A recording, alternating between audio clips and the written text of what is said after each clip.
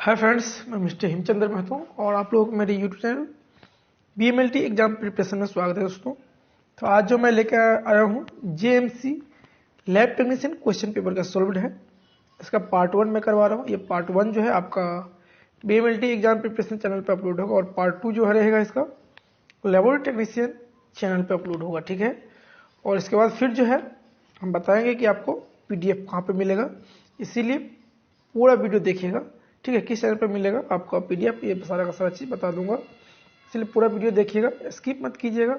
और इससे पहले जो मैं SMC लैब टेक्नीशियन का क्वेश्चन को जो सोल्व करवाया था उसका PDF जो है अपलोड हो चुका है BMLT एग्जाम प्रिपरेशन चैनल पे, ठीक है।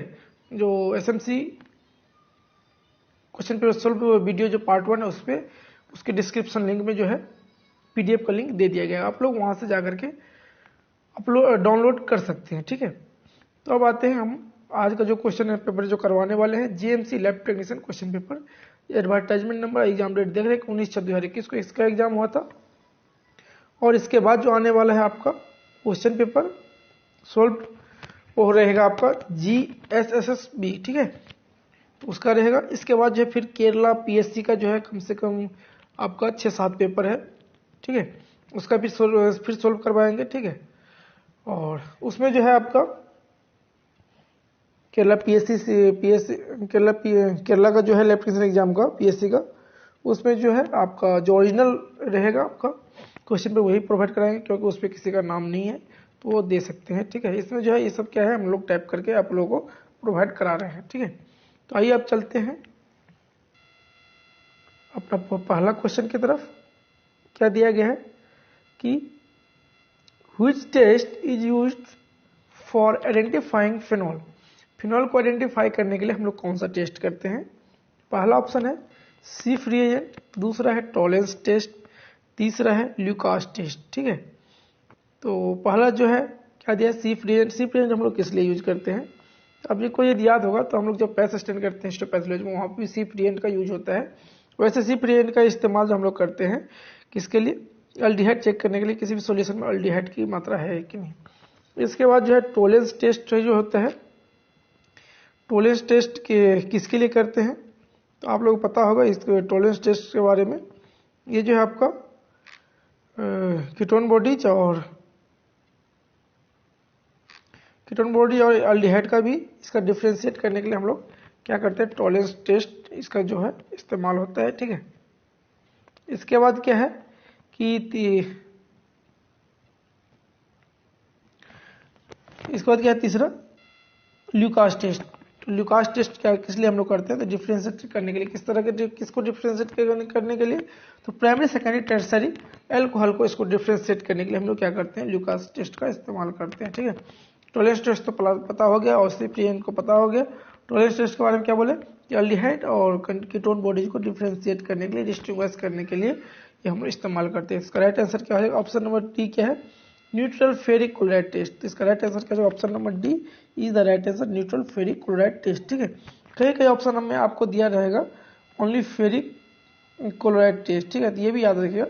तो इसमें कोई कंफ्यूज मत होइएगा, फेरिक क्लोराइड टेस्ट या न्यूट्रल फेरिक क्लोराइड टेस्ट जो भी रहेगा ये दोनों के दोनों सही रहेगा, ठीक है। तो आप न्यूट्रल फेरिक क्लोराइड टेस्ट या तो फेरिक क्लोराइड टेस्ट में जो है आप लोग इसको क्लिक कीजिएगा। इसके बाद नेक्स्ट क्वेश्चन क्या है, क्वेश्चन नंबर 2,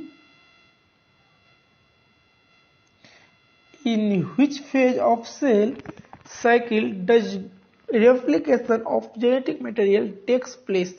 बोला गया कि जो जेनेटिक मटेरियल है उसका रेप्लिकेट होता है किस फेज में होता है, ठीक है। तो किस फेज में जाकर करता है, option number A S phase, B में क्या दिया है G0 phase, option number C में क्या दिया है G1 फेज, और ऑप्शन नंबर डी में क्या दिया हुआ है आपका, सी में दिया G1 फेज और डी में दिया G2 फेज। इसका राइट आंसर क्या हो जाएगा, option number A is the right answer. S phase में क्या होता है, इसका जो रेप्लिकेशन होता है जेनेटिक मटेरियल का ये होता है, ठीक है।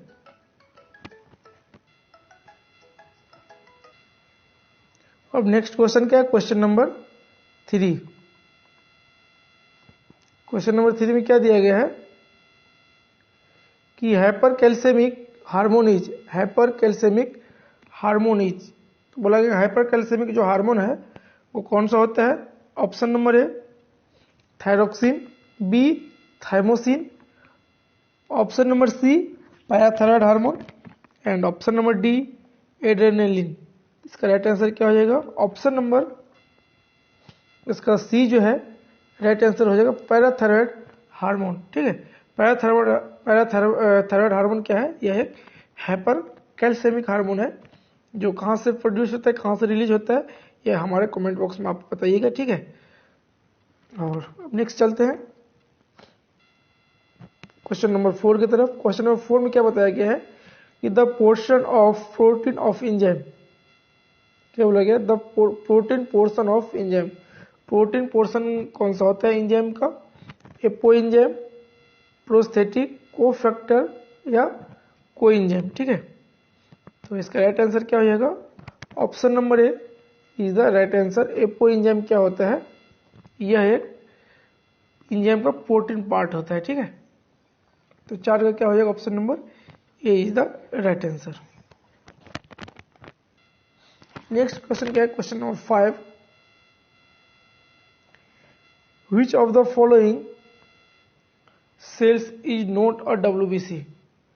बोला गया कि इनमें से कौन सा ऐसा सेल है जो डब्ल्यूबीसी नहीं है? Option number A neutrophil, B basophil, C monocyte, D thrombocyte. इसका राइट आंसर क्या हो जाएगा? Option number D is the right answer. ठीक है, ये थ्रोम्बोसाइट क्या है? आपका डब्ल्यूबीसी का पार्ट या डब्ल्यूबीसी सेल नहीं है। ठीक है, अब आते हैं कि थ्रोम्बोसाइट। थ्रोम्बोसाइट का साइज कितना होता है? मैंने आपको थ्योरी क्लास जब लिए थे पहला ही क्लास, तो उसी समय बताया था कि थ्रोम्बोसाइट का साइज कितना होता है? 2 to 4 म्यू होता है। ठीक है, माइक्रोन होता है। ठीक है, इसके बाद आता है न्यूट्रोफिल का। न्यूट्रोफिल का साइज क्या होता है? आप याद रखिए 10 से लेकर के 14 म्यू होता है। और बेसोफिल का कितना होता है साइज? 10 से लेकर के इसका भी 14 या कहीं किसी किसी बुक में आपको 16 मिलेगा। ठीक है, तो इसका भी 14 होता है। कहीं कहीं आपको न्यूट्रोफिल का भी 10 से 16 या 14 ऐसे ही दिखने को मिलता है। ठीक है, इसके बाद क्या है? मोनोसाइट। मोनोसाइट क्या है? डब्ल्यूबीसी का सबसे बड़ा सेल होता है इसको। ठीक है, याद रखिए कभी कभी पूछ देगा डब्ल्यूबीसी का कौन, या तो हमारे बॉडी में कौन सा सबसे बड़ा सेल होता है? आपका पता, ब्लड का जो सेल होता है कौन सबसे बड़ा होता है? आप याद रखें मोनोसाइट। ठीक है, मोनोसाइट का साइज कितना होता है? तो मोनोसाइट का साइज होता है आपका 15 से 18 म्यू होता है। ठीक है, ये रहा सबका अलग अलग साइज। यदि आपको पूछा कि न्यूट्रोफिल का फंक्शन क्या होता है, हमेशा याद रखिए ये फैगोसाइटोसिस करता है। क्या करता है? फैगोसाइटोसिस करता है। न्यूट्रोफिल का काम है। तो फैगोसाइटोसिस में क्या होता है कि एक्यूट टाइप का जो इन्फेक्शन होता है बैक्टीरिया, ठीक है, उसको इंगल्फ करता है। क्या करता है? इंगल्फ करता है किसको? तो बैक्टीरिया को। ठीक है, इसके बाद क्या है? बेसोफिल। ठीक है, तो बेसोफिल का क्या काम है? ये क्या करता है बेसोफिल? बेसोफिल का काम है प्रोडक्शन करना। किसका प्रोडक्शन करता है बेसोफिल? तो ये करता है आपका हिस्टामिन का। क्या किसका करता है? याद रखिएगा आप, हिस्टामिन का प्रोडक्शन करता है। और क्या करता है ये? हेपारिन का। क्या किसको करता है? हेपारिन का प्रोडक्शन करता है। जो हेपारिन क्या करता है? हमारे ब्लड को कोआगुलेट होने से बचाता है। ठीक है, क्या करता है? कोआगुलेट होने से बचाता है। कोआगुलेट हमारे शरीर के अंदर नहीं होने देता, यही हेपारिन। ठीक है, तो यही बेसोफिल का ये मेन फंक्शन है। ठीक है, अब आता है क्या है? मोनोसाइट। अब किसका है? मोनोसाइट। यदि मोनोसाइट का यदि आपको पूछ देगा फंक्शन, मोनोसाइट का फंक्शन क्या है, तो मोनोसाइट का एक ही फंक्शन है। क्या फंक्शन है? ये क्या करता है? क्रोनिक टाइप ऑफ इन्फेक्शन को क्या करता है? इनगल्फ करता है। जो बैक्टीरिया क्रोनिक होता है, जो क्रोनिक वन बहुत पुराना इन्फेक्शन है, उसको क्या करता है? ये आपको मोनोसाइट जो होता है उसको इनगल्फ करता है। ठीक है, जो क्रोनिक टाइप का इन्फेक्शस बैक्टीरिया होता है उसको क्या करता है? मोनोसाइट का काम है उसको इंगल्फ करना। अब आते हैं किसको? थ्रोम्बोसाइट। इसका राइट आंसर क्या था? थ्रोम्बोसाइट। थ्रोम्बोसाइट का मेन काम क्या होता है? ये ब्लड को कोआगुलेशन करता है। किस समय कोआगुलेशन करता है? ड्यूरिंग ब्लीडिंग टाइम में। क्या करता है? ब्लीडिंग टाइम में क्या करता है ये थ्रोम्बोसाइट, जो इसको बोलते हैं हम लोग, दूसरा नाम इसका क्या है? प्लेटलेट है। ये क्या करता है? कोआगुलेशन करता है किसको? ब्लड को। जब ब्लीडिंग होता है या कहीं वुंड हीलिंग या कहीं कट उठ जाता है तो उस समय क्या करता है? ये क्या करता है? वहाँ पे कोआगुलेट करने का काम करता है ब्लड को। ठीक है, और हमारे शरीर से बाहर निकलने से ब्लड को रोकता है। अब आया है कि क्वेश्चन नंबर 6, क्वेश्चन नंबर 6 में क्या बोला गया है कि द कलरिंग एजेंट यूज्ड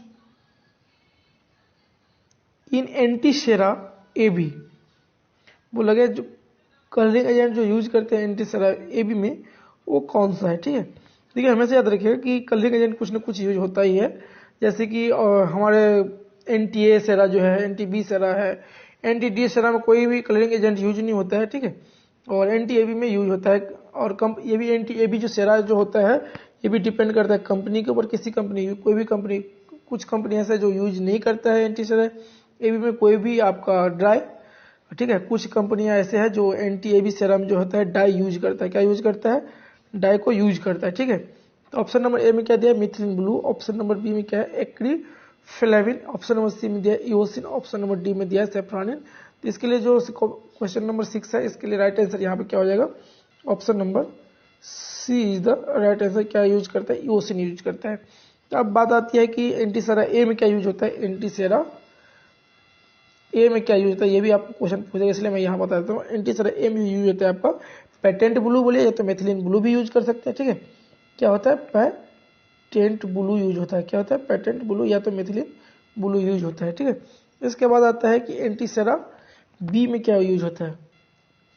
आप किए होंगे प्रैक्टिकल, तो इसमें देखेंगे आप लोग कि एंटी-ए जो सेरा यूज करते हैं हम लोग, तो उसमें क्या वो किस तरह का दिखने को लगता है? ब्लू कलर का दिखने लगता है। ठीक है, एंटी, और इसके बाद क्या एंटी-ए-बी में क्या, एंटी-बी में क्या किस कलर का देखने को लगता है? तो येलो कलर का देखने को लगता है। ठीक है, तो सबसे पहली बात है कि एंटी-ए जो बता दे उसमें क्या रहता है, तो उसमें रहता है पेटेंट ब्लू या तो मिथिलीन ब्लू बोल सकते हैं। ठीक है, इसके बाद एंटी-बी में क्या रहता है? एंटी-बी में जो रहता है टेट्राजीन रहता है। क्या रहता है? कौन सा डाई रहता है? तो टेट्राजीन डाई रहता है। कौन सा रहता है? टेट्राजीन डाई रहता है। ठीक है, जिसके चलते क्या होता है आपका एंटी-बी जो है येलो कलर का रहता है। ठीक है, और एंटी-डी में जो है कोई भी जो है आपका डाई यूज नहीं होता है। ठीक है, और एक चीज है कि एंटीसेरा जो भी है उसमें हम लोग क्या करते हैं, एक चीज और मिक्स रहता है। वो क्या रहता है मिक्स? आपको बता दें, बहुत ही इंपॉर्टेंट है। 0.1% जो होता है आपका सोडियम एजाइड रहता है। क्या रहता है? 0.1% आपका इसमें सोडियम एजाइड रहता है। इसका क्या काम होता है? इसमें आपका क्या कहते हैं एंटी सेरा में, तो इसका ये काम होता है सोडियम एजाइड का कि आपका ये जो है आपके सेरा को प्रिजर्व करके रखता है। क्या करता है? प्रिजर्व करके रखता है। ठीक है, इसको डिस्ट्रॉय होने से बचाता है। ये किसका काम है?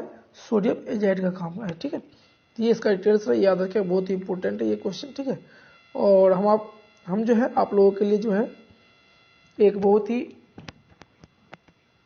अच्छा जो है एमसीक्यू तैयार कर रहे हैं ब्लड बैंक के लिए। पूरा निचोड़, पूरा ब्लड बैंक का जो है एक एमसीक्यू तैयार करें, जिसमें कि जितना हो सके 100-200 जितना भी हो सके तो उतना मैं तैयार कर रहा हूँ, जिससे ज़्यादा इससे बाहर आपको कुछ ना आए। ठीक है, इसके लिए थोड़ा समय लगेगा, लेकिन हम आपके लिए वो लेके आएंगे। ठीक है, उसके लिए उसका फिर हम क्या करेंगे, आपको सोल्व करवाएंगे। जितना भी क्वेश्चन होगा उससे निकल के आएगा, फाइंड आउट होगा, उसके बाद फिर हम आपको करवाएंगे। ठीक है, अब आता है कि क्वेश्चन नंबर 7 पे कि the name of anticoagulant present in purple colour vacutainer tube. तो जो पर्पल कलर का वैक्यूटेनर ट्यूब होता है उसमें कौन सा एंटीकोगुलेंट रहता है? Heparin. Option number B EDTA. Option number C sodium citrate. Option number D none of these. तो आपको पता है कि हेपारिन का कौन सा कलर का टिप्स रहता है या कैप रहता है? तो याद रखिए इसका रहता है ग्रीन कलर का। क्या रहता है? ग्रीन कलर का रहता है। ठीक है, ईडीटीए क्या होता है? ईडीटी का ही इसका राइट आंसर हो जाएगा, जो पर्पल कलर का रहता है। ठीक है, किसका कौन सा कलर का रहता है? पर्पल कलर का रहता है। सोडियम साइट्रेट का कितना क्या कौन सा रहता है? तो इसमें भी अलग अलग है। यदि ट्राइसोडियम साइट्रेट जो यदि 3.8% है तो इसका ब्लैक रहता है कैप। ठीक है, यदि आपका 3.2% रहेगा तो इसका क्या रहता है? इसका भी लाइटली ग्रीनिश रहता है। ठीक है, कितना रहता है? या तो ब्लू बोल सकते हैं। ठीक है, ब्लू तो नीला हो जाता है, इसका भी जो है स्लाइटली ग्रीन रहता है। ठीक है, ये याद रखिएगा। किसका? तो सोडियम साइट्रेट 3.2% का। तो ये याद रखिएगा 3.2 किसके लिए यूज होता है? एंटीकोगुलेंट के लिए यूज होता है। ठीक है, सॉरी एंटीकोगुलेंट कोआगुलेशन फैक्टर को हम लोग टेस्ट करने के लिए यूज करते हैं, और 3.8% जो है हम लोग ESR के लिए यूज करते हैं। ठीक है, ये आप याद रखिएगा। इसके बाद है क्वेश्चन नंबर 8 में क्या पूछा गया कि pH buffer distil water use in Leishman staining. हम लोग जो लिस्टमैन स्टेन में के लिए जो यूज करते हैं बफर, उसमें कितना परसेंट रहता है पीएच, सॉरी पीएच का मान कितना होता है 6.8%, 7.2%, 7.4% और ऑप्शन नंबर डी 8% नहीं होगा, 6.8, 7.2, 7.4 या 8 होता है इसका पीएच का मान। तो इसका राइट आंसर क्या हो जाएगा 6 पॉइंट जो होता है 8 होता है। ठीक है, नॉर्मली क्या होता है 6.8 यूज करता है। यदि हम लोग इसी को मलेरिया के लिए यूज करते हैं, मलेरिया पैरासाइट के लिए यूज करते हैं, तो वहाँ पे हम लोगों का 7.2% जो है पीएच का बफर हम लोग यूज करते हैं। ठीक है, ये याद रखिएगा हमेशा। एक और याद रखिएगा हमेशा, यहीं से बता दूं कि लिस्टमैन स्टेन में कौन सा एल्कोहल होता है, तो ये याद रखिए एसीटोन फ्री होता है एल्कोहल। ठीक है, कौन सा एल्कोहल होता है, मिथानॉल होता है। ठीक है, एसीटोन फ्री मिथानॉल आपका यूज होता है किसमें, तो लिस्टमैन स्टेन में। ठीक है, ये आपको क्वेश्चन कोई भी इंटरव्यू हो या तो आपका रिटेन में भी पूछा जाता है अक्सर। ठीक है, और इंटरव्यू में भी पूछा जाता है, याद रखिएगा। इसके बाद क्या है, क्वेश्चन नंबर 9 में पूछा क्या गया है कि blood collected in CPDA can be store in blood bank.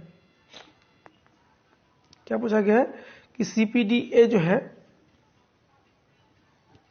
सीपीडीए can be store blood bank in refrigerator. बोला गया ब्लड जो है यूज कर जो कलेक्शन करते हैं सीपीडीए बैग में, तो उसमें जो है हम लोग रेफ्रिजरेटर में रख करके कितने दिन तक इसको यूज कर सकते हैं, कितने दिन तक इसको प्रिजर्व कर सकते हैं रेफ्रिजरेटर में। तो इसका कितना है, ऑप्शन नंबर ए 35, बी में है 28, सी में क्या है 21, डी में क्या है 25। तो इसका राइट आंसर क्या हो जाएगा, ऑप्शन नंबर ए 35 डेज हम लोग इसको प्रिजर्व करके रखते हैं सीपीडीए में। ठीक है, सीपीडीए का फुल फॉर्म क्या होता है, साइटेड फॉस्फेट डेक्सट्रोज एडेनिन। ठीक है, तो इसको याद रखिए क्योंकि इसका एक फुल फॉर्म भी पूछा जाता है।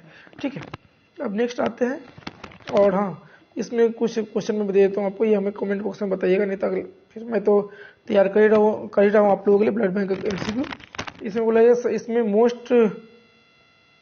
बहुत महत्वपूर्ण ये क्वेश्चन है कि पूछा जाता है कि मोस्ट इंपोर्टेंट जो है या मोस्ट कॉमनली यूज होता है ब्लड बैंक में एंटी कोगुलेंट, वो कौन सा है, एसीडी, सीपीडी, सीपीडीए, ईडीटीए या हेपारिन। ठीक है, इसका हमें कमेंट बॉक्स में बताइएगा क्योंकि ये बहुत ही इंपोर्टेंट क्वेश्चन है। ठीक है, इसके बाद क्या यहाँ पे दिया गया,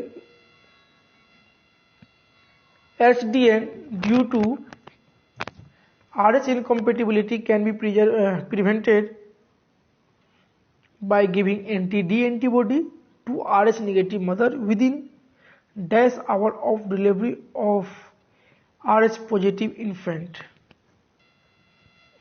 इसमें क्या बोला गया है, तो सबसे पहले इसमें ये जानकारी लीजिए कि HD मीन्स होता क्या है। तो HD मान ये होता है haemolytic disease of the newborn. ठीक है, यह एक क्या है, डिसऑर्डर है जिसमें क्या होता है, इसमें बोला गया है कि RH इनकम्पेटिबिलिटी होने के कारण क्या होता है, ये हीमोलाइटिक डिजीज ऑफ न्यूबॉर्न, माने जो बच्चे होते हैं पेट में रहते हैं, न्यूबॉर्न बेबी जो होता है उसमें हीमोलाइटिक डिजीज होने का डर रहता है। दैट मीन्स आरबीसी को ब्रेकडाउन ज़्यादा होने के कारण क्या होता है, हीमोलाइटिक डिजीज बोला जाता है। उसमें क्या होता है, तो मदर के अंदर जो होता है, जो मदर RH निगेटिव होता है, तो ये कंडीशन कहाँ पे राइज होता है, सबसे पहले ये बात है, ये जो है haemolytic disease of the newborn, ये कंडीशन कहाँ पे राइज होता है, ये कंडीशन वहाँ पे राइज होता है जिसका मदर जो होता है RH निगेटिव होता है और फीटस जो होता है RH पॉजिटिव होता है। तो उस कंडीशन में ये जो होता है हीमोलाइटिक डिजीज ऑफ न्यूबॉर्न, ये कंडीशन अराइज होने का 100% या 99% बोल सकते हैं, ये डर रहता है। ठीक है, तो इसके लिए क्या किया जाता है, अभी मेडिकल में आ गया है कि इससे बचने के लिए एक इंजेक्शन आता है, उसको लगाया जाता है। ठीक है, वही बोला गया कि RH incompatibility can be prevented by giving anti D antibody उस मदर को दिया जाता है बिफोर डिलीवरी होने से पहले ही दे दिया जाता है, जिससे क्या होता है, ये कंडीशन एराइज होने से बच जाता है। ठीक है, बोला गया giving anti D antibody to RH negative mother within dash hour of the delivery RH positive infant. कितने घंटे जो है पहले दिया जाता है, ये इंजेक्शन लगाया जाता है। तो आपका ऑप्शन नंबर ए में क्या दिया 48 आवर, ऑप्शन नंबर बी में क्या दिया गया है 72 आवर, ऑप्शन नंबर सी में क्या दिया 24 आवर, ऑप्शन नंबर डी में क्या दिया गया है आपका 36 आवर। इसका राइट आंसर क्या हो जाएगा option number B is the right answer. 72 hours पहले क्या किया जाता है, इस इंजेक्शन को लगा दिया जाता है, जिसके कारण क्या होता है आपका अर्च इनकम्पेटिबिलिटी होने से बच जाता है। ठीक है, दैट मीन्स अर्च हीमोलाइटिक डिजीज ऑफ न्यूबॉर्न से ऑकर्स होने से बच जाता है। ठीक है, इसका राइट आंसर होगा option number C is the right answer. इसके बाद क्या है, पूछा गया कि which of the following is not an RBC diluting fluid. बोला गया है कि इसमें से ऐसा कौन सा ऐसा फ्लूइड है जो यहाँ पर दिया गया है, जो इसमें से बोला है कि इसमें से निम्नलिखित में से कौन सा ऐसा है जो आरबीसी डाइल्यूटिंग फ्लूइड नहीं है। Option number A normal saline, B Dacie's fluid, option number C जो है Turk's fluid, option number D Toisson's fluid. ठीक है, तो इसका राइट आंसर क्या आ जाएगा। वैसे तो एक टर्क्स फ्लूइड है, ये किसके लिए काम आता है, WBC के लिए। ठीक है, किसके लिए काम आता है, WBC के लिए। एक होता है नॉर्मल सेलेन, लेकिन आप नॉर्मल सेलेन से भी आप आरबीसी को जो है आरबीसी को काउंट करने के लिए यूज नहीं किया जाता। ठीक है, इसलिए इसका आई थिंक मेरे अनुसार ये दोनों को दोनों जो है आरबीसी डाइल्यूटिंग फ्लूइड जो है नहीं होना चाहिए। ठीक है, तो ये दोनों के दोनों क्या हो जाएगा, ऑप्शन जो है ये दोनों के दोनों क्या हो जाएगा, नहीं होगा। ठीक है, ये दोनों के दोनों क्या है, आरबीसी डाइल्यूटिंग फ्लूइड नहीं है। इसके बाद आता है डैसिस फ्लूइड। ठीक है, डैसिस फ्लूइड जो है हम आपको जब थ्योरी क्लास लिए थे उस समय भी बताए थे कि डैसिस फ्लूइड हम लोग किस लिए यूज करते हैं, तो आरबीसी को काउंट करने के लिए हम लोग क्या करते हैं, डैसिस फ्लूइड का जो है इस्तेमाल करते हैं। तो ये भी बताया था कि डैसिस फ्लूइड में क्या है कि डैसिस फ्लूइड जो है उसका जो है कंपोजिशन क्या है, क्योंकि अक्सर एग्जाम में पूछा जाता है। जैसे टर्क्स फ्लूइड का भी ज़्यादातर बहुत बार एग्जाम में पूछ दिया गया है। ठीक है, तो इसका राइट आंसर क्या हो जाएगा आपका, इसका डैसिस फ्लूइड का जो है कंपोजिशन क्या क्या है।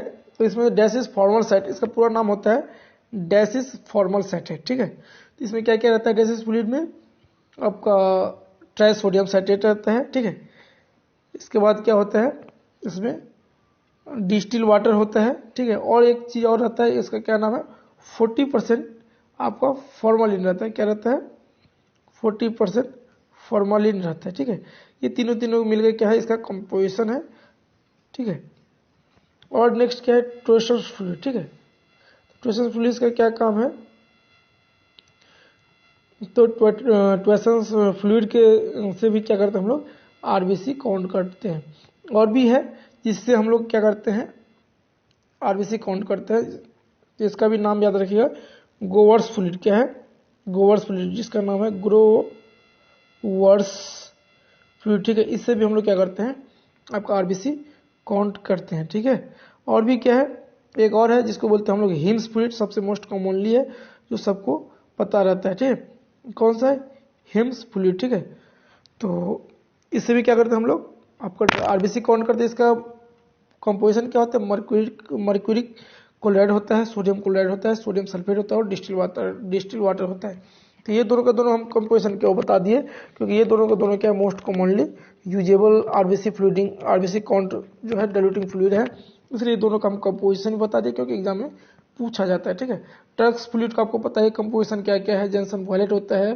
ठीक है, एसिटिक एसिड होता है और डिस्टिल वाटर होता है। ठीक है, ये आप याद रखें। अब नेक्स्ट आता है क्वेश्चन नंबर 12। क्वेश्चन नंबर 12 में क्या बोला गया है कि during donor screening person having history of malaria should be avoided for a period, कितने दिन तक उसको जो है अवॉइड हम लोग करते हैं, यदि एक बार उसको मलेरिया हो जाता है तो 1 वीक, 2 ईयर, 1 ईयर या 3 ईयर। इसका राइट आंसर क्या हो जाएगा आपका, option number D is the right answer. 3 years तक जो होता है उसको हम अवॉइड करते हैं। ठीक है, 3 ईयर्स तक उसका ब्लड कलेक्शन नहीं किया जाता है। इसके बाद क्या, Bombay blood group person have antigen in their blood. क्या बोलेगा, बॉम्बे ब्लड ग्रुप में जो होता है, हाँ, कौन सा एंटीजन, क्या बोलते हैं, कौन सा Bombay blood group person have dash antigen. Bombay blood group जो होता है कौन सा एंटीजन रखता है, ये बोला गया, ठीक है।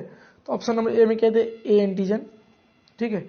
ऑप्शन नंबर बी में क्या बोला गया है, B antigen. Option number C में क्या बोला गया, एच एंटीजन। और ऑप्शन नंबर डी में बोला गया, ये भी एच एंटीजन। इसका राइट आंसर क्या हो जाएगा, जो ये option number D is the right answer. H antigen जो होता है उसमें नहीं होता है, ठीक है, सॉरी, एच एंटीजन जो होता है उसमें होता है, ठीक है। अब नेक्स्ट आता है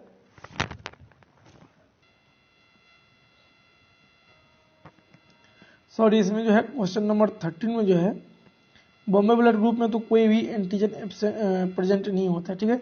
ना एच एंटीजन होता है, ना ए एंटीजन होता है, ना बी एंटीजन होता है, ठीक है। इसका ये एच एंटीजन भी नहीं होगा, ठीक है। इसका राइट आंसर क्या हो जाएगा, ये हो जाएगा, ठीक है। ये एच एंटीजन जो होता है प्रेजेंट होता होगा, ठीक है। एक बार देखना पड़ेगा इसको, फिर जो है मैं नेक्स्ट क्लास में जो है इसका पूरा क्लियर कर दूंगा कौन सा होता है, लेकिन ये एंटीजन नहीं होगा, ठीक है। इसका right answer option number C हो जाएगा, ठीक है। क्योंकि ये जो है ये H A and B antigen जो होता है आरबीसी में जो है लैक होता है, ठीक है। किसके, तो बॉम्बे ब्लड ग्रुप के पर्सन को, ठीक है।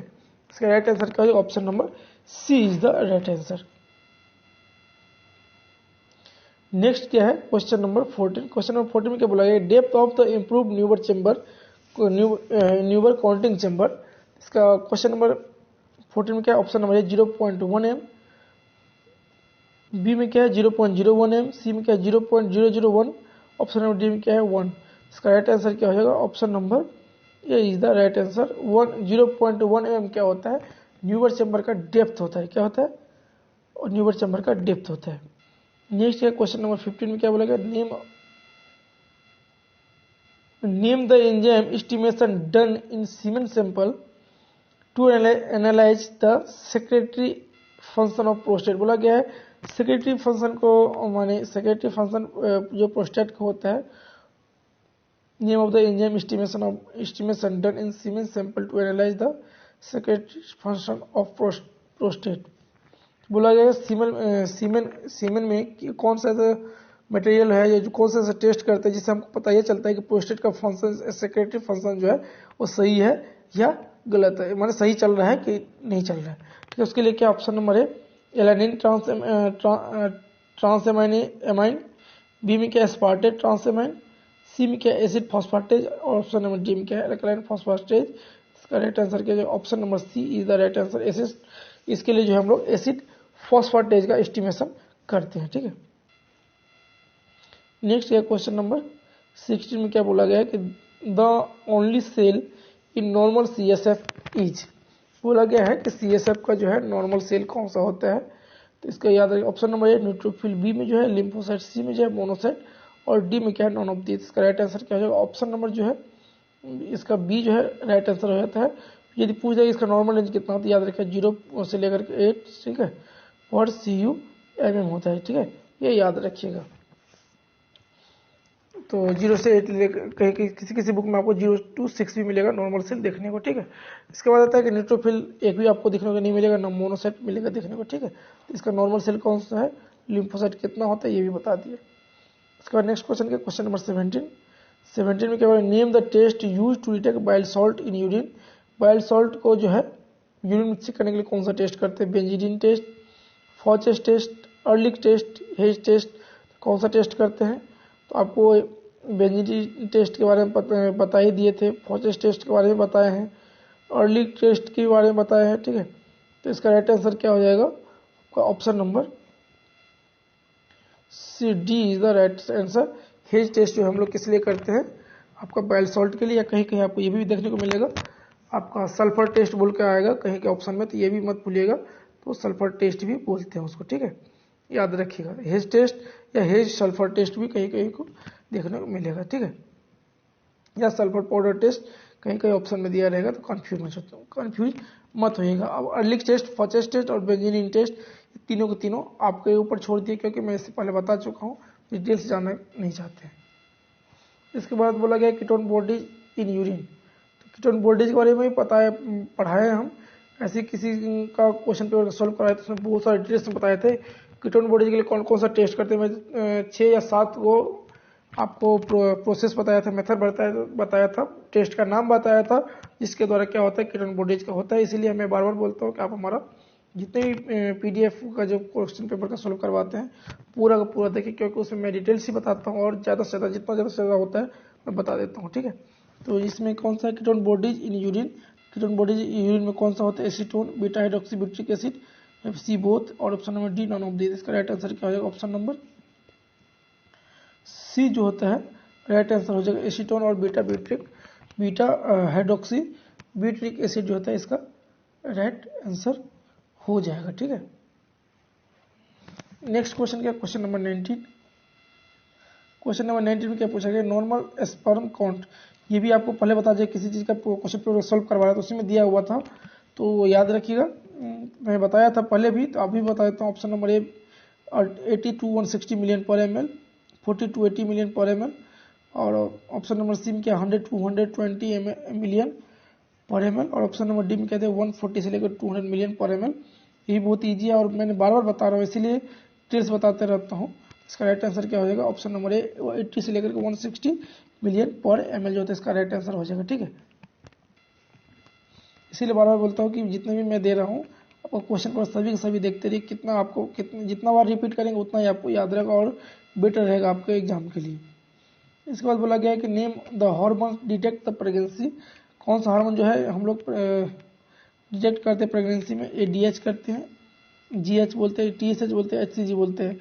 एडीएच का फुल फॉर्म क्या होता है, एडीएच क्या होता है, एड्रेनोकोर्टिको सॉरी एडीएच का फुल फॉर्म क्या होता है, फुल फॉर्म जो होता है एडीएच का एंटी डायबिटिक हार्मोन होता है। क्या होता है एडीएच का full form, anti diabetic hormone होता है। ऑप्शन नंबर सी का बी क्या होता है, ग्रोथ हार्मोन होता है जीएच, और सी में क्या होता है थायराइड स्टिमुलेटिंग हार्मोन। ये कहाँ से सेक्रेट होता है ये आप हमें बताइएगा, ठीक है।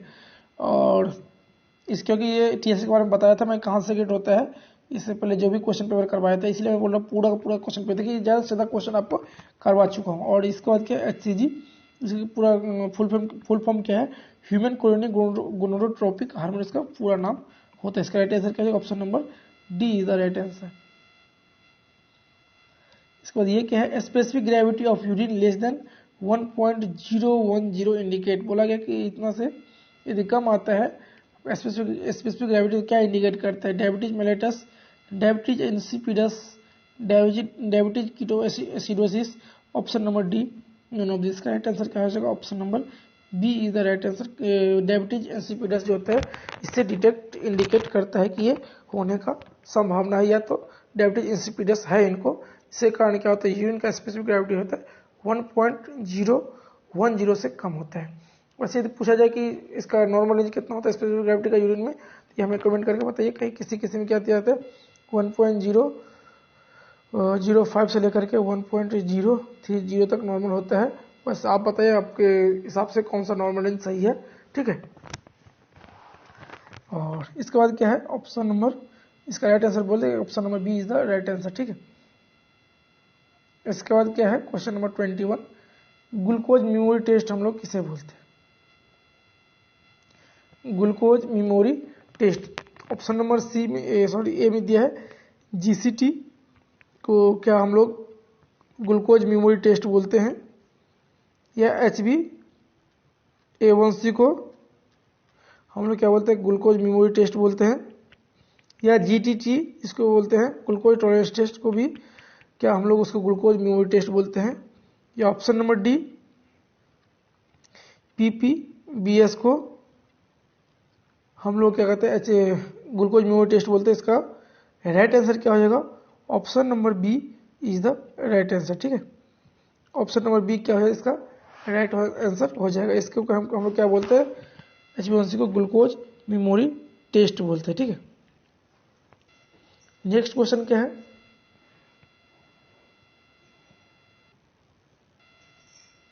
क्वेश्चन नंबर 23,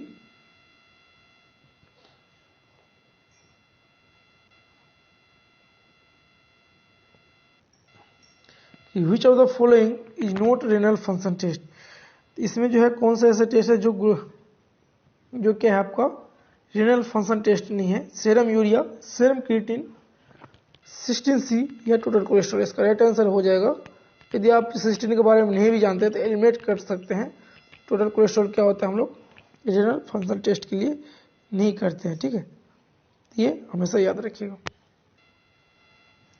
इसके बाद क्या है, who is known as father of microbiology. ये बहुत ही अच्छा क्वेश्चन है, यहाँ से बराबर आपका क्वेश्चन आता है, ठीक है, बहुत ही इंपॉर्टेंट क्वेश्चन बनता है यहाँ से। तो इसका जो है माइक्रोबायोलॉजी का फादर कौन है, Louis Pasteur, Robert Koch, Alexander Fleming, Edward Jenner. तो इसका राइट आंसर क्या हो जाएगा, option number A is the right answer. Louis Pasteur क्या है, फादर ऑफ माइक्रोबायोलॉजी है, क्या है, माइक्रोबायोलॉजी का पिता बुलाया था। और रॉबर्ट कुक क्या है, मॉडर्न माइक्रोबायोलॉजी का ये फादर है, ठीक है। और यदि आपको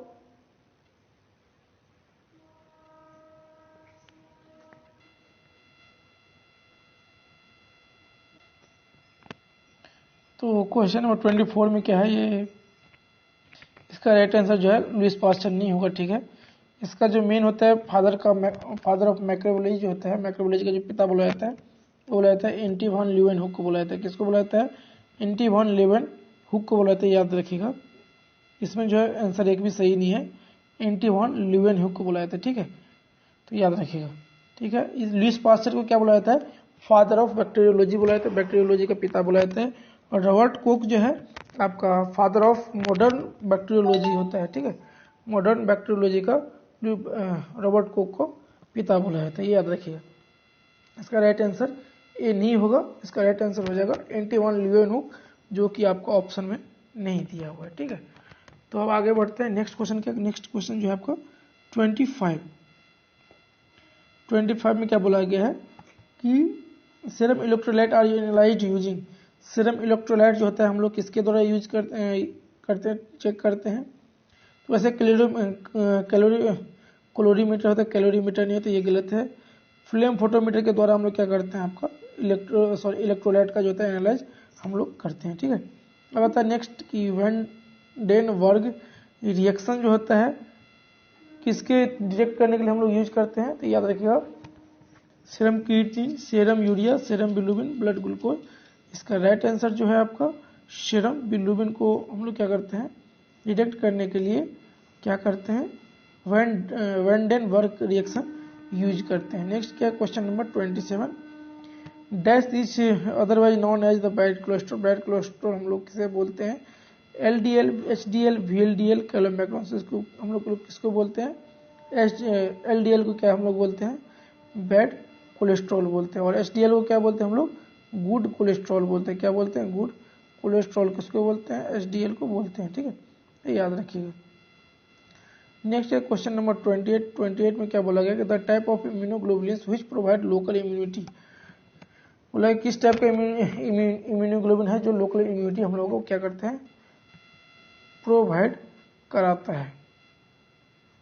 तो इसका राइट आंसर क्या हो जाएगा, option number D is the right answer. IgG ये जो है क्या करता है, ये लोकल इम्यूनिटी हम लोग को प्रोवाइड कराता है, ठीक है। नेक्स्ट क्वेश्चन क्या है, क्वेश्चन नंबर 29 में क्या बोला गया, कन्फर्मिटी टेस्ट ऑफ एड्स का जो कन्फर्मिटी टेस्ट क्या होता है याद रखें हमेशा, वेस्टर्न ब्लॉट, सॉथर्न ब्लॉट, इलाजा टेस्ट या क्लिया। इसका राइट आंसर क्या हो जाएगा, वेस्टर्न ब्लॉट जो होता है आपका कन्फर्मिटी टेस्ट होता है किसका, एड्स का, ठीक है। तो हमेशा याद रखिए इलाजा आपका कन्फर्मिटी टेस्ट नहीं है, क्लिया भी नहीं है, सॉथर्न ब्लॉट तो नहीं है, आपका वेस्टर्न ब्लॉट क्या है, आपका एड्स का जो है कन्फर्मेटरी टेस्ट होता है। कौन सा होता है, वेस्टर्न ब्लॉट, ठीक है।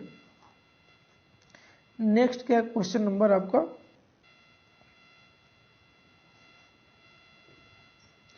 क्वेश्चन नंबर क्या है, क्वेश्चन नंबर 30। क्वेश्चन नंबर 30 में क्या बोला है कि RPR and VDL test are done for the diagnosis of. RPR और VDL टेस्ट हम लोग किसके लिए, किसको डायग्नोसिस करने के लिए करते हैं, एड्स का, हेपेटाइटिस, सिफिलिस, मलेरिया। तो इसका राइट आंसर क्या हो जाएगा आपका, सिफिलिस के डायग्नोसिस करने के लिए हम लोग क्या करते हैं, RPR VDL टेस्ट करते हैं। और भी बहुत सारा टेस्ट करते हैं जिसका मैंने SMC जो करवाए थे क्वेश्चन पेपर, SMC का जो सूरत म्यूनिसिपल कॉर्पोरेशन का क्वेश्चन पेपर करवाया था उसमें मैंने बताया था 6-7 तरीके के टेस्ट का नाम बताया था जिससे हम लोग क्या करते हैं, आपका सिफिलिस टेस्ट को डिटेक्शन करने या डायग्नोसिस करने के लिए टेस्ट करते हैं। नेक्स्ट क्या है आपका, the fixative used for blood containing specimen. Blood containing specimen को जो है फिक्स करने के लिए हम लोग जो है कौन सा फिक्सेटिव यूज करते हैं। तो इसका राइट आंसर क्या हो जाएगा? Option number A carbonise fluid 95%, ethyl alcohol, option number C 10% formalin, option number D junkers fluid. तो इसका राइट आंसर क्या हो जाएगा? Option number A is the right answer. Carbonise fluid को हम लोग क्या करते हैं? यूज करते हैं किसके लिए? ब्लड कॉन्टेनिंग स्पेसिमेन को फिक्स करने के लिए। ठीक है, नेक्स्ट क्या है? Question number 32, mycology means the study of bacteria, immunity या पैरासाइट या फंगस। इसका राइट आंसर क्या हो जाएगा? Option number D is the right answer. Fungus जो है इसका राइट आंसर हो जाएगा। नेक्स्ट क्या है? Question number 33, name the blood cell increase in asthma. Asthma condition में कौन सा ब्लड सेल इंक्रीज होता है? Basophil, neutrophil, lymphocyte, eosinophil. तो इसका राइट आंसर क्या हो जाएगा? ऑप्शन नंबर आपका D is the right answer. Eosinophil क्या होता है? इंक्रीज हो जाता है। ठीक है, आज का जो है लास्ट क्वेश्चन आज हम करवा रहे हैं। ठीक है, पार्ट 1 का। इसका मैं जो भी बचेगा पार्ट 2 में करवाएंगे। ठीक है, तो इसका क्या क्वेश्चन है कि intermediate host of plasmodium. Plasmodium का जो है इंटरमीडिएट होस्ट कौन सा होता है? Option number A man, female, anopheles mosquito, male anopheles mosquito, option number D none of this. का राइट आंसर क्या हो जाएगा? इंटरमीडिएट होस्ट जो होता है प्लाज्मोडियम फैल्सिपेरम या प्लाज्मोडियम स्पीसीज का, वो होता है मेन। ठीक है, तो यही आज हम इसको ख़त्म करते हैं क्योंकि बहुत ही लंबा वीडियो होते जा रहा है। और पार्ट 2 जो है आपका हम जो कि लेबोरेटरी टेक्नीशियन चैनल पर आएगा, अपलोड होगा। ठीक है, तो यदि आपको ये वीडियो अच्छा लगे तो लाइक कीजिए, कमेंट कीजिए, अपने दोस्तों को शेयर कीजिए, क्योंकि जितने भी सारे PDF हैं, जितने भी क्वेश्चन पेपर सारे मैं क्वेश्चन करवाऊंगा। जैसे कि इस पे NCL का भी, ESI का बहुत सारा क्वेश्चन पेपर है, इसके बाद केरला PSC का इतना सारा क्वेश्चन पेपर है। यदि आप सभी का सभी आप वीडियो देख लेंगे तो आपको 70 से 80% आपको प्रिपरेशन तो आपको इसी से हो जाएगा। ठीक है, इस PDF के माध्यम से बाद बाकी 10% जो आप जो बुक पढ़ करके आप तैयारी कर सकते हैं। ठीक है, तो देखते रहिए हमारे YouTube channel PMLT exam preparation channel and laboratory technician channel preparation करने के लिए। तब तक के लिए धन्यवाद। जय हिंद, जय भारत। देखते हैं हमारे यूट्यूब चैनल लेबोरेटरी टेक्नीशियन।